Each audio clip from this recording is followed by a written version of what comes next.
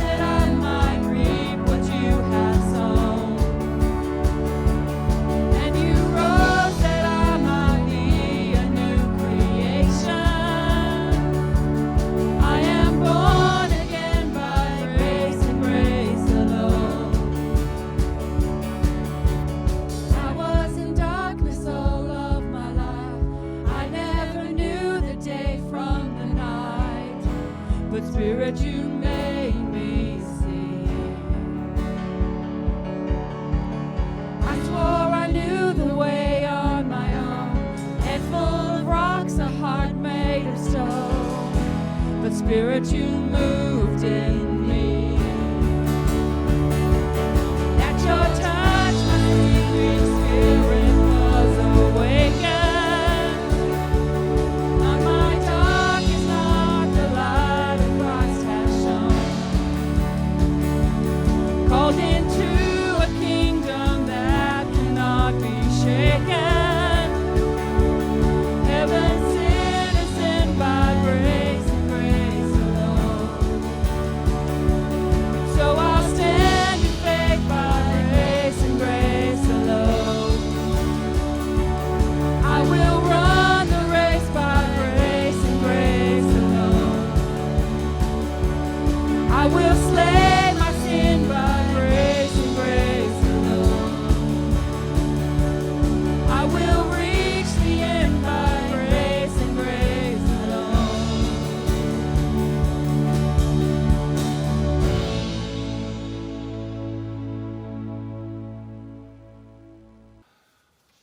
Welcome to FFBC Online. We're so glad you could join us today. In fact, we'd love you to invite friends. So why don't you take a moment right now to invite a friend, family, neighbor, coworker to join us right now at ffbclife.online.church. And they could be part of our service too. And who knows, they might really get something out of it. Also, don't forget, we're still in our part of our series, Jesus the Game Changer. And that's going really well, but there's still time to join up if you haven't joined yet and you want to be part of a Zoom group, a small group that will go over things and discuss it. And just go to ffbc.org.au and you can get all the details there and still register. Right now we're going to have a word from our mission team about the projects we're supporting. We're missing actually seeing you all, but the mission team want to continue the focus on global interaction. This wonderful organization has the mission of taking the good news to those who have not heard of the saving grace of Jesus, or are unlikely ever to be able to understand the eternal effect of salvation through Jesus. This year, the theme is being in step. Global interaction workers strive to be in step with Jesus as they learn the language and culture to enable them to go around the barriers that have kept unreached people groups from being aware of the gospel. It's so important that people truly understand what the love of Jesus can mean to them. Ultimately, new believers are helped to find how to worship God in their own culturally distinctive ways. We know this year, May Mission Month, will be very different. We can't show you the wonderful videos that have been filmed because we are streaming. However, they can be viewed individually. You can go to the website and have a look. Contact me, my details in the church directory, and I can give you the passwords when necessary. They're all incredibly inspiring. There is one called In Step, which runs for 9 minutes, but gives the whole story of a Malawi man who came to faith. If you'd like me to visit and show you how to use it on your computer, or I can use my computer, I'd love to do that. If anyone would like to give to the projects and is not able to give online, please let me know and I can drop off these envelopes which you would ordinarily have received when you came into the church building. Last week, David Grove spoke about the project supporting the work among the H people, which is tax deductible. We have been linked with this area of ministry since 1998. We have prayed for them for that many years and supported the work and the workers. We recently had Millard Sleeman speak in one of our stream services, and we want to support the work he spoke about. The third is the work in Outback Australia. In the update that you will have received, the painting by the Aboriginal woman is fantastic in that it shows so much meaning of how the gospel is being shared and translated into that culture, and for the believing folk at Kalkarinki, Lajamano, Woolara, Alikarang, Murray Downs and Nyondamu. Please continue to pray for the work being carried out by Global Interaction workers in their countries of ministry, plus those who are working in GIA offices here in Australia. Thank you. If you'd like to be a part of what we do here, there's a chance for you to give online. So just jump onto our website and check that out to be a part of all that we're doing locally and around the world to spread God's love. Let me just pray for us right now. Father, we just thank you that we can still meet together, even in an online platform, and that we can go to Zoom groups and still talk to each other from the safety and comfort of our own homes. God, we just pray that we would draw closer to you through these services and through everything you're doing. God, help us to reach out to others and not forget about others who might be doing it tough. So God, we just want to grow closer to you now. In Jesus' name, amen. Turn your eyes upon Jesus. Look full in his wonderful face, and the things of earth will grow strangely dim in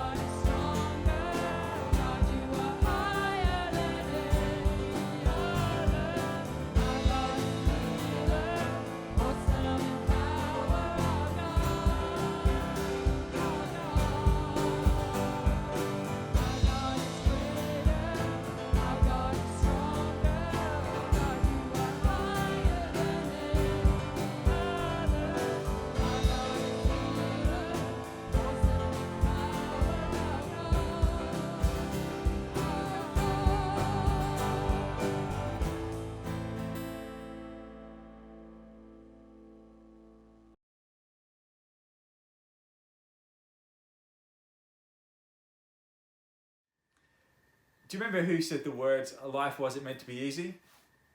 It was former Australian Prime Minister Malcolm Fraser.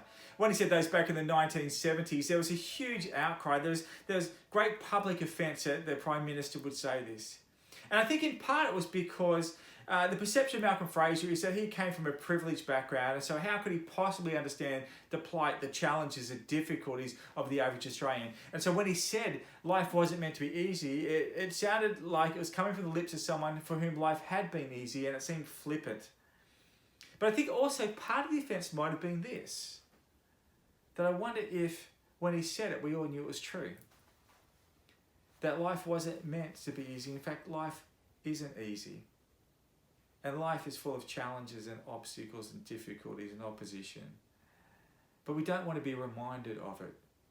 We like to hold out the notion that yes, life can be difficult for some, but our hope is that our life will be easy, that our life will be carefree, trouble-free, opposition-free. And so we don't like to be reminded of the fact that life is not necessarily going to be easy, that life in fact can be quite hard. Over the years, I can't tell you how many times I've had the same conversation with many, many different people.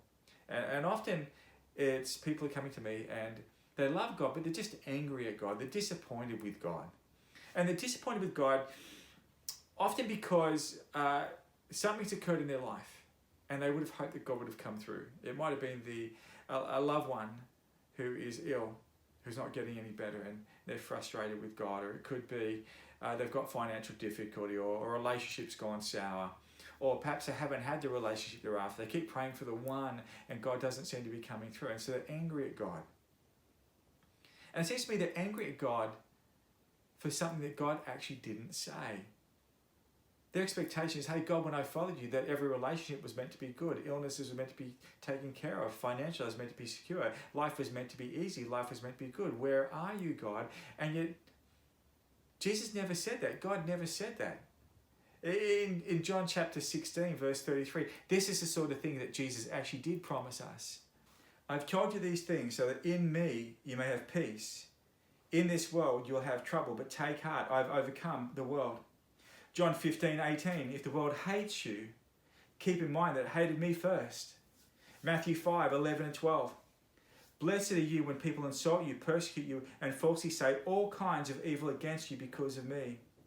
Rejoice and be glad, because great is your reward in heaven. From the same way they persecuted the prophets who were before you.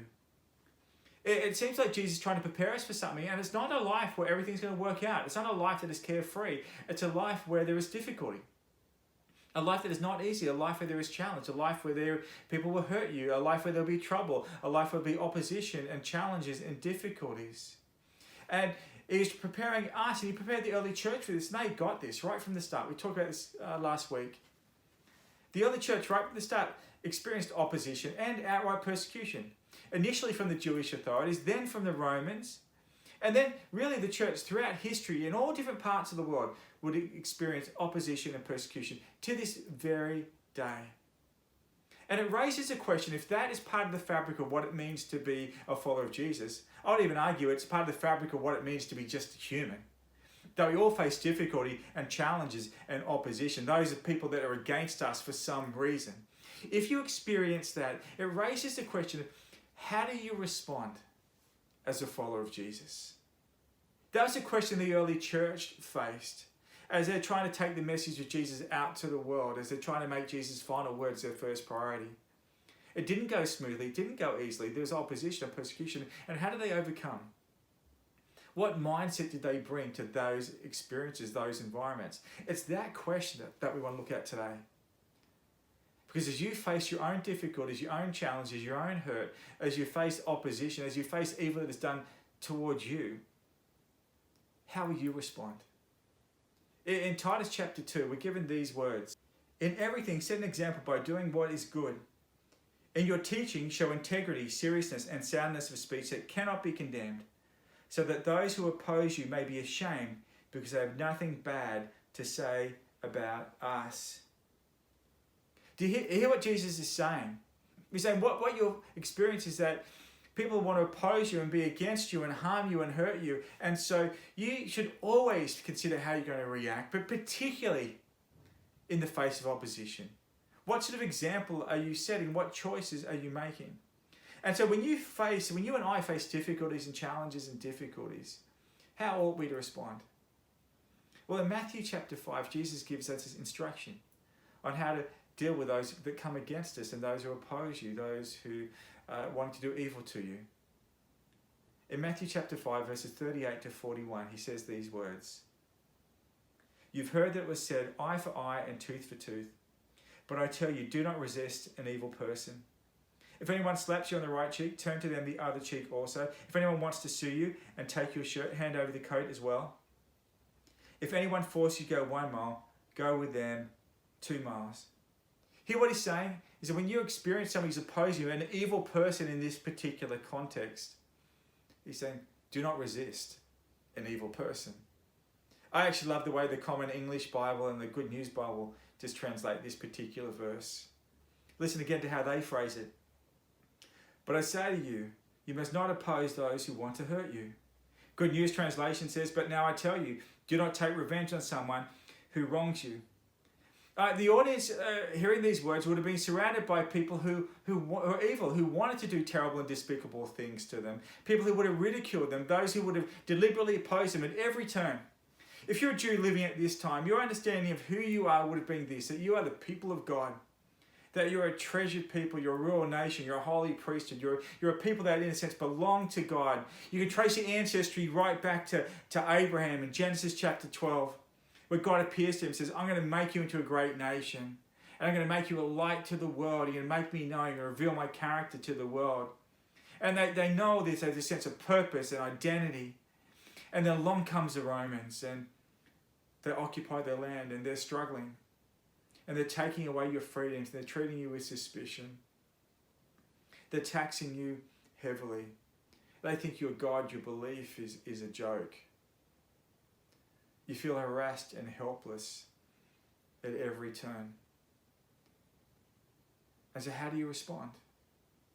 How do you respond to such fierce opposition, so much difficulty, so much hardship, so much hurt, not just to you, but to those that you love? How do you respond to the evil person in your midst? Well, Jesus, again, remember he says these words. But I tell you, do not resist an evil person. When we're told not to resist, that word resist is a military term. It means don't stand up and take arms against, don't do violence against.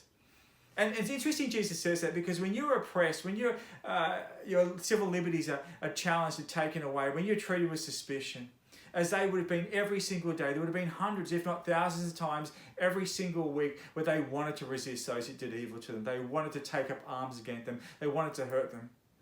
And Jesus says, I know you must feel that way, but don't. I'm telling you not to do. I'm actually going to invite you to live in an utterly countercultural way, a completely different way. And so he said, I know you have the impulse, but don't do it. And I know you have the impulse to perhaps want to repay like for like, kind for kind, to do to them what they're doing to you. And perhaps they would have felt it's legitimate to do so. And in fact, they probably could have quoted scripture to justify such action. And it's interesting because that's where Jesus starts. In verse 38, he says this. You've heard it was said, eye for eye and tooth for tooth. This is known as a lex talio. It's found in Exodus chapter 21. When it was originally written, the context was this, that it was written to the people of Israel, and it was to remind them that all people are equal. It was written in a world where that if the aristocracy had injured a peasant or a slave, the repercussions of that action were nowhere near as severe as if it had happened the other way. And it was a way of saying no. And that person's eye is worth the same as that person's eye. A king is the same as a peasant, as a slave, as a nobleman. That an eye is worth an eye, and a tooth is worth a tooth, a hand is worth a hand. Basically, all people are equal. And so if you're in a superior position, if somebody harms you, it was a way of protecting the inferior person from excessive punishment, excessive retribution. The sense of like, how dare you do this to me? I'm going to pay you back 100 times what you've done to me. It was a way of saying, no, there's equity in our community. But there also emerged over time this notion that I will repay kind for kind and like for like. I will do to you what you've done to me. And Jesus says, you've heard that. But I'm telling you, there's a different way. And he gives us 3 quick examples of different ways in which we can live counterculturally in the face of opposition, in the face of difficulty. Listen to what he says. Matthew 5:39, second half says, if anyone slaps you on the right cheek, turn to them the other cheek also. So, in Jewish culture, you had 2 hands. We had names for them, right hand and left hand.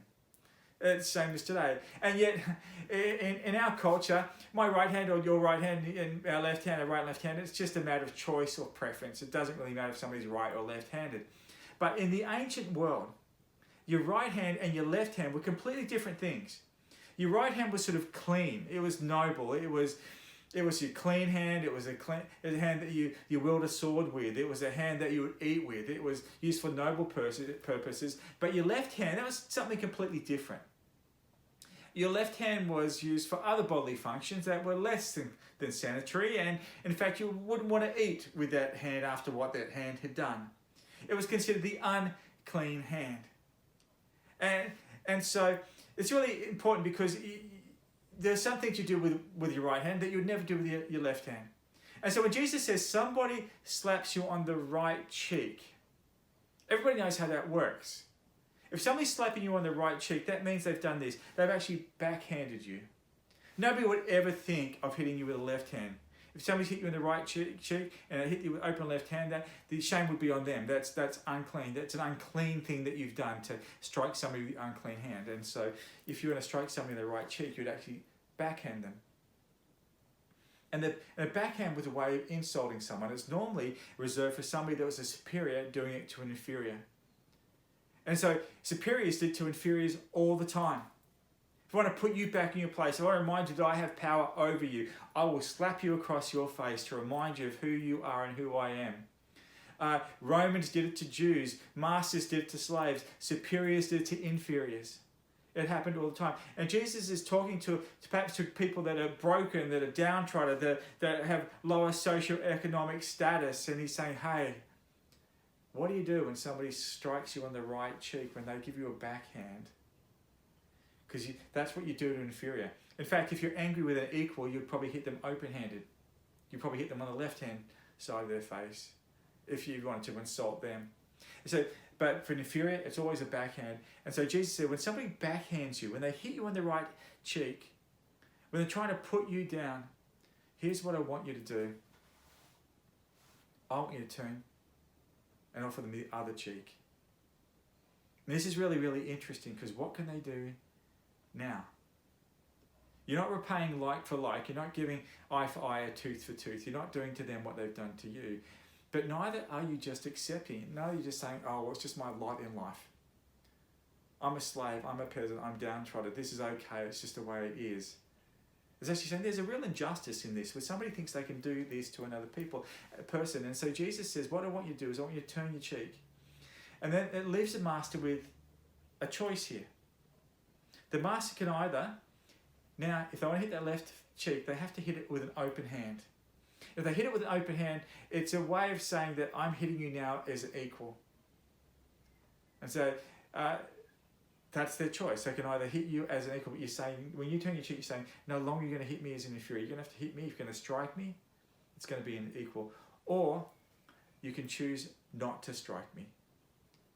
In effect, to recognize the violence of what you've just done. In a sense, for sin, don't stop. You're going to stop this behavior right here, right now. And so hear what Jesus is saying. It's absolutely brilliant. What he's saying is that when somebody is opposing you this way, when they're against you this way, when they're doing violence towards you, when they're treating you as an inferior, when they're doing this to insult you, when they're doing this to put you down, don't repay like for like. Don't just sit there and accept it, but take a posture which exposes their behavior. And they have to stop and pause and think about what are they going to do next? Are they going to recognize the violence of what they've done? Or are they going to continue on it? But if they're going to continue on, you're going to reassert your dignity as a human being.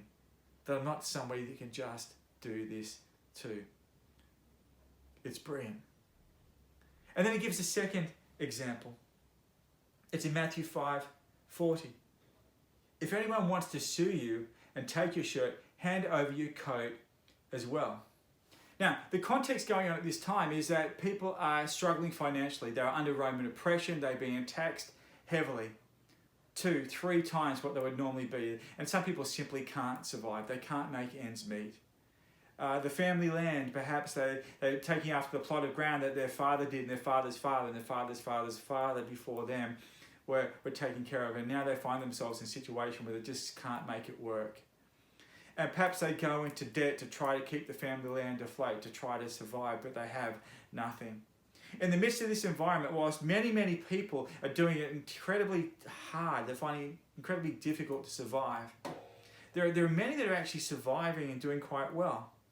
And they're positioned to lend people money, to make them go into debt, to perhaps purchase their land and the like. And Jesus says, perhaps if you find yourself in a situation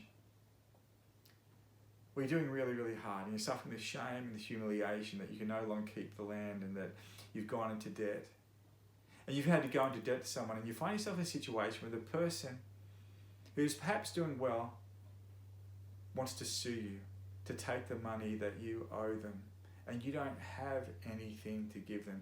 There is a provision in Deuteronomy that says you give them your cloak. You give them a piece of your clothing as sort of a way of saying, I intend to pay you back, but I just don't have the money right now. And the convention was that when somebody did that, they were saying, I want to honour this agreement, but I can't pay you back, so I'm giving you my cloak. But you'd effectively just give it back. You certainly wouldn't hang on to it very long. You'd always give it back before nightfall. In fact, that was the instruction, to give it back before nightfall. But you just wouldn't keep it. You'd appreciate the gesture for what it was. And so Jesus says, if you find yourself in a situation where somebody wants to sue you, and they're doing really, really well, and you're struggling, and they ask for your shirt, give them your cloak as well. Now, in the ancient world, you really had two pieces of clothing. You'd have your inner and outer layer. You'd have your tunic and your cloak. You'd have your shirt and your coat. And Jesus is saying, hey, if somebody is so hard-hearted and they're doing well and they can see that we're all oppression, we're all difficult, all going through difficulty, and they want to take this off you, they take one piece, give them the other as well. Now, what's really, really interesting is that if you're wearing two pieces of clothing and somebody takes one and you go, no, actually I'll give you the other as well, what are you wearing? Nothing. Nada. You are as you entered the world. Now, in Jewish thinking, that when somebody was naked, the shame is not on the person that is naked, it's on the person who views the one that is naked. And this situation is, if you've got this man and he's stretched out and he's handing out his cloak to a man that's holding his shirt and he's there naked, the shame is not on the one that is naked, it's the one who has made him naked. And Jesus is saying, if somebody's going to be so hard-hearted, so mean-spirited, that despite their prosperity, and despite the hardship that you and so many are after, that he decides to sue you, to try to take what little you have, he says, give them to expose their heart. And so the scene would be this: so the person's naked and they're holding out their last remaining piece of clothing. And Jesus is saying, when you do that, what you're doing is you're exposing their heart, you're giving them a choice. Those looking on would have been saying, what sort of mean-hearted, mean-spirited, hard-hearted person would do this to another? And the person there has to make a choice to say, hey, what's become of me that I would do this to another? Or they take the cloak and leave you in your nakedness, and they carry the shame of being this sort of person. There's a choice. And so Jesus says, take this posture. And what's interesting is the one that has nothing has reasserted their dignity, haven't they? And they've exposed the cruelty and the hard-heartedness of the one that would seek to sue them under these circumstances. So how do you respond to the one that opposes you? Jesus says, take a posture which exposes their heart and gives them a choice to behave differently. And then he gives one final example. Matthew 5:41. If anyone forces you to go 1 mile, go with them 2 miles. Everywhere you went in Jesus' day, there would have been Roman soldiers, and they would have been carrying their packs often. Roman legionnaires would carry packs around with them that would have all their belongings and everything they needed to survive. And they were heavy, they were weighty. They would weigh something like 25 kilograms. And everywhere you went, there would be Roman soldiers with these backpacks. And the Romans had strict protocols about how they needed to behave and certain things they could do when they occupied a land. And some of the rules and regulations had to do with these backpacks. One would be that when you're in a foreign land and you occupy that land, and even if you're oppressing the people, you could also get them to carry your backpack. If your backpack was getting too much for you, you wanted a break, you'd grab somebody that was a subject in that land, one of the occupied of that land. If you're a Roman, it would be a Jew, and you could say to them, I want you to carry my pack. But you can only ever get them to carry your pack for 1 mile, no more. Because anything beyond 1 mile was considered cruel. And when you're conquering the world and you're oppressing people and when you're executing people, all that sorts of stuff, the last thing that you want to be considered is cruel, correct? So you could get them to carry your pack for 1 mile, but nothing more than 1 mile. Now, in the passage that we have here, Jesus is referring to that particular situation. Everybody would have been familiar with this. They would have been thinking, oh yeah, we know. We've all been asked to carry that pack for 1 mile at some point. And here's where the teaching is really, really interesting, because say, for example, you're a Jew and a Roman soldier, a Roman legionnaire gets you to carry their pack for 1 mile. If you go beyond that mile, then the Roman soldier starts to get worried, because the whole circumstance starts to change. Because there's strict protocol, very strong guidelines and rules about what they ought to do. And anything beyond the mile, if their general or a superior sees that they're forcing you to carry a pack beyond 1 mile, they can get in some serious trouble. They could be fined, they could have their pay docked, they could even be in prison for such action. And so you can imagine seeing that you're getting asked to carry a pack for 1 mile, and there's great injustice in this, but you decide, no, I'm going to go beyond the mile. I'm going to carry it for an extra mile. And they're starting to get worried. And all of a sudden, you've got the one with the sword and the shield, and you've got the one with the backpack, and it's the one with the backpack with all the power, because the one with the sword and shield is saying, stop, give me back my backpack. Because they're worried about the repercussions for them because of this action of yours. And who has the power in the situation? It's not the one with the sword and the shield, it's the one with the backpack. And it's not of power or influence that comes out of coercion or force, it actually comes out of generosity. And Jesus says, when somebody forces you to do this, I want you to take an action which exposes the injustice of a system that thinks it's okay to treat somebody like a pack horse and just grab them and force them to carry your stuff for you. He says it is not okay. And that's a teaching of Jesus. It's so brilliant. This whole section is brilliant, saying when you find yourself at a time when you're opposed, when you're persecuted, when you're oppressed, when you're maligned or mistreated in some way, don't repay like for like. Don't just stop there and take it. I want you to make some choices, to take a posture with your life where you expose the injustice for what it is and offer people a different way, cause them to rethink the life and the choices they're making. See, in Jesus' day, people would have responded to violence in all sorts of different ways. One group were the Zealots, for example. They responded by violence. They would often go into marketplaces and have swords hidden in the cloaks of their garments and sneak up behind Roman soldiers and stab them and kill them and then leave them as a bloody mess on the ground. Their idea is eye for eye, tooth for tooth, like for like. We repay violence with violence, injustice with injustice. That's what we do. And then other groups, say, for example, the Essenes, and their response would be, hey, we just want to separate ourselves completely from this. We want nothing to do with this. We're going the route of the pacifist. And you think about that, that's not uncommon. That's not just true for Jesus' day. I think it's true for our day as well. That's how people respond. Some people, they'll say, I want to get back at another for what they've done. I'm going to pay like for like. And others say, no, I'm just going to accept it and take it on the chin. That's the way things are. I'm just going to be the pacifist. And Jesus says, no, there's another way. When we face opposition, we can make a choice to expose things to the way they are and offer people an alternative. I love it when Jesus is confronted with a woman who is caught in the act of adultery, and those that drag her out are ready to stone her, and they're trying to trick Jesus in this whole thing. And he looks at those that want to condemn this woman, and he simply says, "He who is without sin can cast the first stone."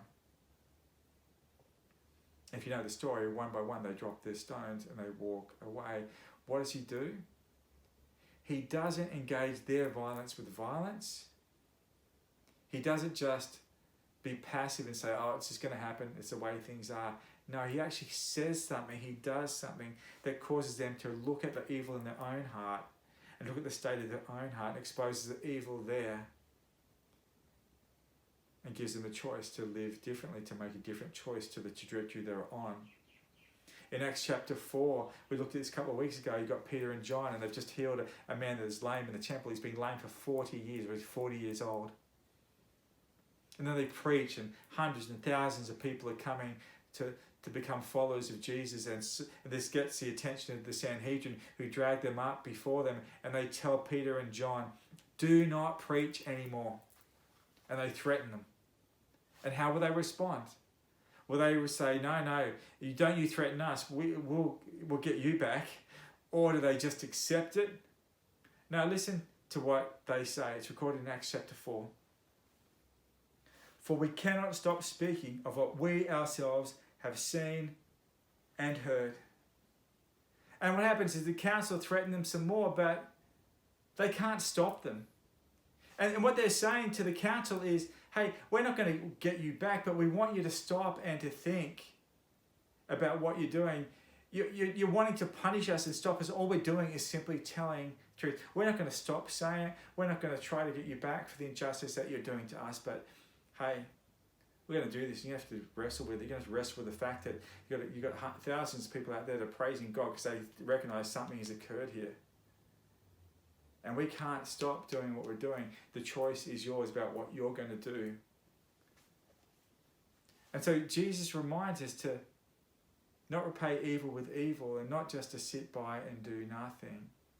But the way of Jesus is to actually respond to opposition by taking a posture with your life that exposes evil and causes others to think differently about the choices they're making. Remember Titus chapter 2. "In everything, set an example by doing what is good. In your teaching, show integrity, seriousness, and soundness of speech that cannot be condemned, so that those who oppose you may be ashamed, because they have nothing bad to say about us." By the way, when Malcolm Fraser said life wasn't meant to be easy, that wasn't actually an original thought. It was a paraphrase. He used it before, or certainly used a variation of it before. He was quoting a line from George Bernard Shaw's play Back to Methuselah. The line was this: "Life is not meant to be easy, my child, but take courage. It can be delightful." I love that, because maybe that's the way of Jesus as well.